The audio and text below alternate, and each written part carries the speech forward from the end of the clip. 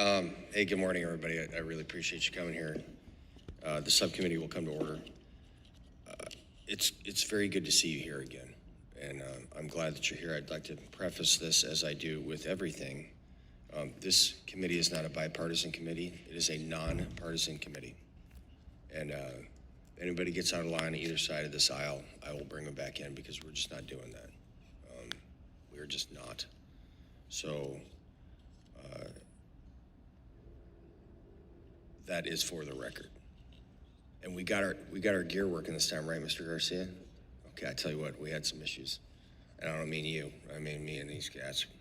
So it's good. It's a pleasure to have you all here. And over the last 4 years, the Subcommittee on Economic Opportunity has passed legislation that has greatly improved the veterans' access to their GI benefits, which are earned, not given, and has protected them from fraud and other outside factors. And much of this legislation was passed under the leadership of my friend and colleague, Mr. Levin.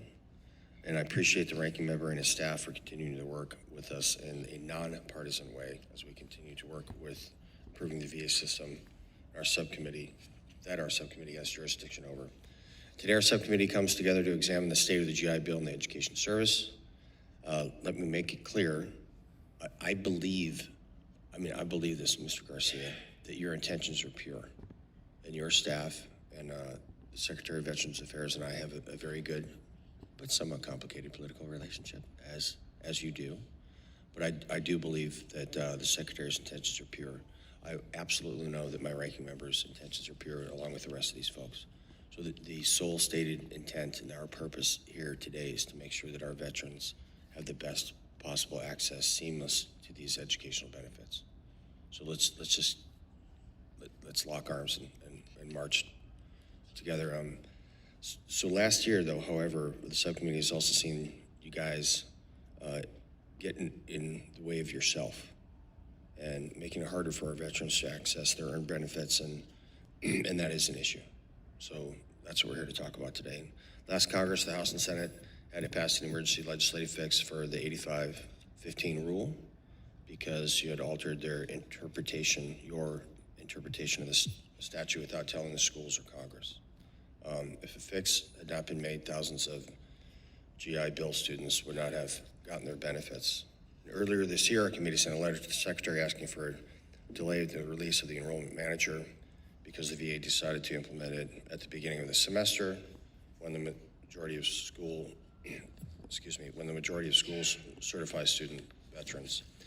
We've heard additional concerns from the veterans and schools about the VA, how the VA interprets Section 1015 waiver authority, and the VA's lack of communication with school certifying officials. This has become a pattern of behavior with the VBA, and it's increasingly frustrating to us and the schools and the veterans. VA's most recent example of getting in the way of itself is the risk-based surveys. Congress intended for risk-based surveys to be used when the VA and the state approving agencies believe there is an issue with concern. I'm just gonna say the quiet part out loud. We screwed this up. I'm using the royal we because I've been in Congress for 5 minutes. But we had really good intentions, and how we communicated them to you is just wrong. We set parameters, they're not good, they're not reasonable, they're not realistic. And so we're taking that one on the chin. Time to do some truth telling, right? Unfortunately, you guys have mandated a certain number of risk-based surveys to be performed regardless of whether there is an issue with the number of schools. At that number of schools, this is completely unnecessary red tape and not at all the intent of the law when it was passed. Risk-based surveys were intended to be used as a tool to review schools providing questionable services to veterans and hold them accountable to the veterans they serve. And I believe that the VA generally has done good work in the education space. There are many success stories in this area, and we applaud everyone for their work that have done to achieve the ability of our veterans to get education. However, we're going to hold you guys to the highest standard. That's just it, as you try to do yourself. And Congress should not have to continuously be called to intervene in your administration of educational benefits, especially when the number of education services staff has risen from 75 at the implementation of the post-9/11 GI Bill to 231 today. With more people working at the VA today, there should be a better level of service. Once again, I am very thankful that you're here today, and I'm looking forward to getting this done So with that, I yield to the ranking member for his opening remarks. We're now going to proceed to questioning. You're going to see that clock in front of you. I see the same thing. And I'm not going to ask you, I'm going to tell you, that's 5 minutes is 5 minutes. That's for me too. So I will now, the chair will now recognize himself for 5 minutes. That's me. Mr. Garcia, Mr. Westcott has brought up a very salient point in that we seem to be having a declining number of schools participating in this program, and in the stated goal of this program and your job and mine and all of ours up here is to make sure we have well-educated veterans. So can you like spitball how many schools have self-selected out of this program recently? Sure, I believe what Mr. Westcott is referring to is Enrollment Manager, which was released as part of the Digital Jail Bill in March of 2023. And we were very proactive with the customer experience group to assist all schools, and it was very well received by the schools in the transition. We want to do more things permanently like that going in the future. But it is a requirement to use ID.me, login.gov for credentials to protect that information for both the school certifying official and the school. We have partnered and listened to NASA. We've made an exception for 90 days to accept paper for OJT and apprentice programs because they may have issues getting in. So we continue to work with them. We'll reassess that after October 31st to see what needs to be done, but we're providing training for them. Mr. Garcia, I understand. Are there more schools now participating in this program than there were previously? Are there more or less? There's less. So listen, man. Regulations and programs are designed to make things better and more fluid and easier so you can accomplish a task. And if the regulation is getting in the way of accomplishing a mission, then the regulation needs to be looked at. It's pretty simple. You guys have implemented a quota system. This is correct. So certain schools will have to do X amount of these risk-based surveys, right? Like school X has to do 10 of these, and you assign that number. Is that correct? So we assign assignments of risk-based surveys and other supervisory visits to the states. Yes, sir, that's being finalized now. That'll go out effective 1 October. I get it.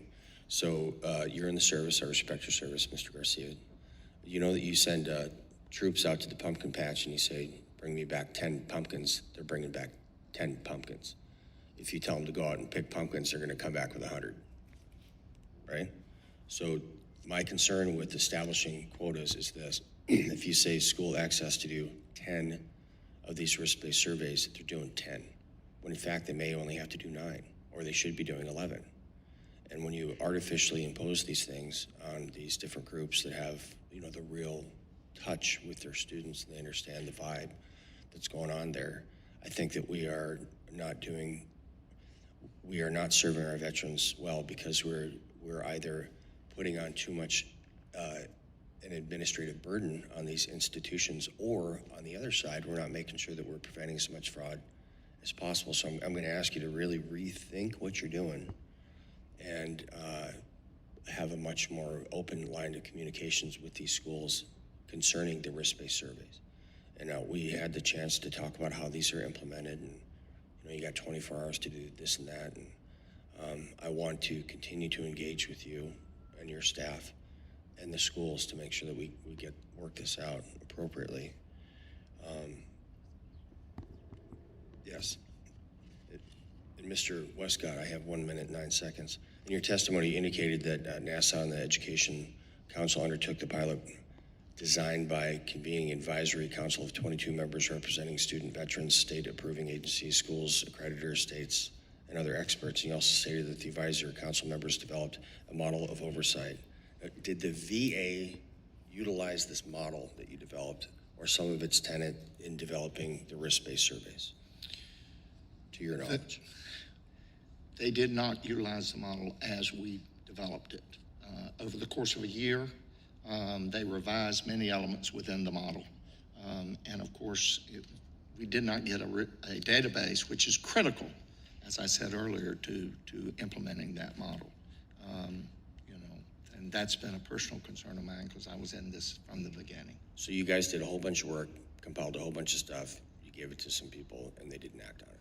Well, we gave them a finished product, basically. Okay. That worked, that we had data, that we'd proven worked. Very well. Let's try that again. With that, my time has expired.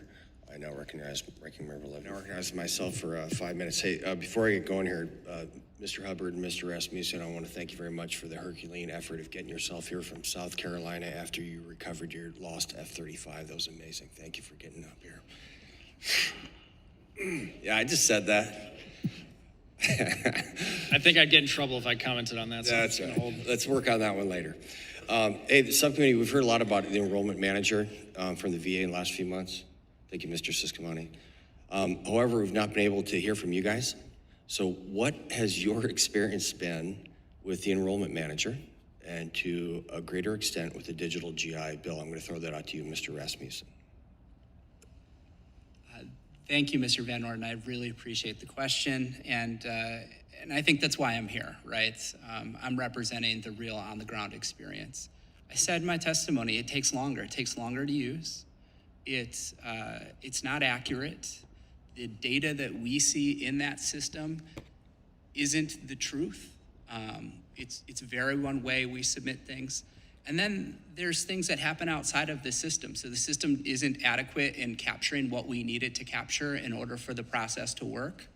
So then we get secondary emails from processors at regional processing offices almost daily asking for questions about what an individual certification means. And then because it's tied into this ID me or whatever, and my staff being veterans themselves, this last weekend, one of my staff members got an email from the VA processing office to his personal Gmail that contained data about a student enrollment. So it's not working anywhere. Okay, so, but I'm going to ask you all real quick. Can we all agree, or do you agree that there is the potential for, and more likely than not, fraud involved in this education system because of its size? Mr. Rasmussen? I'm sorry, so I didn't hear the last part of your question. Because of the size and scope of these programs, do you agree that the fraud does exist? Oh, absolutely, fraud Robert? exists. yeah, without a doubt. Dr. Delsignor? There's definitely opportunity there. Okay, and Mrs. Mead? Agreed. Okay, good. And so we can clearly determine that a system, some type of system has to be in place, right? Okay, so let's figure out how to do it better. What I get from your written testimony, which I've read, and it's awesome talking to you guys, is what I have heard is that it seems to be a huge lack of communication between your institutions and the Veterans Affairs Administration. Did I characterize that accurately? It seems like you're just not talking. Do you have a way, Mr. Rasmussen? Do you have a formal way to get a hold of the VA when you need to? I'm noisy enough that I've found a couple of contacts, but that's not common for my peers at other schools that are, not quite as well How resourced. often do you talk to your Big Ten colleagues? Well, almost daily in email. We meet on Zoom calls at least once a month, but more frequently. How often do you and your Big Ten colleagues speak to the Veterans Affairs Administration? Almost never. Okay. There's no avenue in. Mr. Garcia, I've got a huge ask for you, man. Will you give Mr. Rasmussen your personal cell phone number? Is that your personal or is that the office? Please do. And that's a big ask because he is from Madison, so you may get some inappropriate phone calls about 2 in the morning. So here's what we want to do. We want to solve this problem. Do you have something you'd like to say, ma'am? Please do. Yes, if I could, sir. At one point, the schools had access to our education liaison representatives, the ELRs. We don't anymore. During the pandemic, emails went out unanswered right from the VA, and those were our go-to people to receive those answers. We need our ELRs back. I know there's been a huge shortage. I know the VA has filled those, for the most part, that shortage, but they're not ready to basically hit the ground running. They need to be trained to answer and help support the SEO in administering the GI Bill, because as I said earlier, it is a very complicated process. And any help you could give would be greatly appreciated.